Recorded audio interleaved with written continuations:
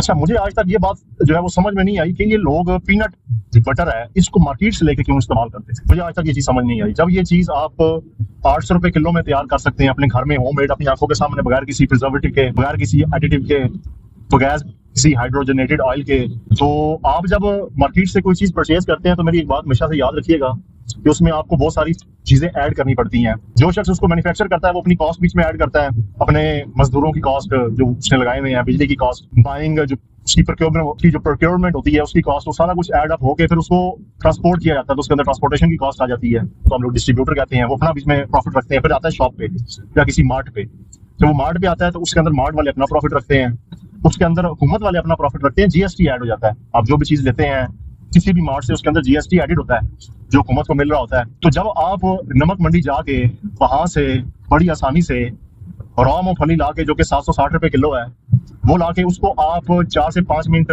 Microwave के अंदर उसको आप हीट अप करेंगे तो उससे वो भुन जाएगी, उसके ऑयल रिलीज हो जाएंगे। जब वो बिल्कुल खुश्क हो जाएगी, ठंडी हो जाएगी, तो आप उसे अपने घर में पड़े हुए फूड प्रोसेसर, जिसको आप वक्तन फवक्तन मुख्तलिफ कामों के लिए अपने घर में इस्तेमाल करते हैं, उस फूड प्रोसेसर को आप क्या करेंगे, उसके अंदर वो आपने खास अमाउंट में डाल देनी है, ज्यादा नहीं डालनी। उसके बाद आप उसको चलाएंगे। चलाने के बाद क्या होगा उजरे वाला कि उसकी कुछ स्टेजेस होंगी। एक स्टेज में ये होगा कि पहले वो आटे की तरह होगा, पहले वो पाउडर की तरह होगा, फिर आप उसे और पीसेंगे तो फिर वो पाउडर की तरह से आटे की तरह शिफ्ट हो जाएगा।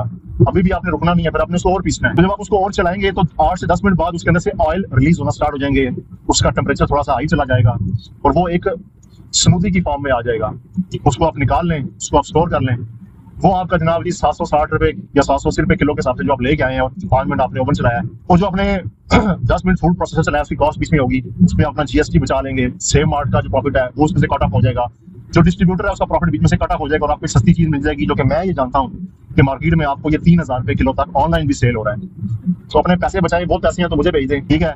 तो इस तरह से गैर जरूरी लोगों को प्रॉफिट दे के अपनी जो जेब है उसको खाली ना करें। फिर आप कहते हैं कि महंगाई बहुत हो गई है, महंगाई से ज्यादा हुई है कि आप गलत जगह से चीजें बाय करते हैं। इसी तरह आप चीज भी घर में बना सकते हैं, आपको बहुत सस्ती। 1 लीटर दूध में से अगर वो खालिश है तो आपको 200 ग्राम चीज मिल सकती है।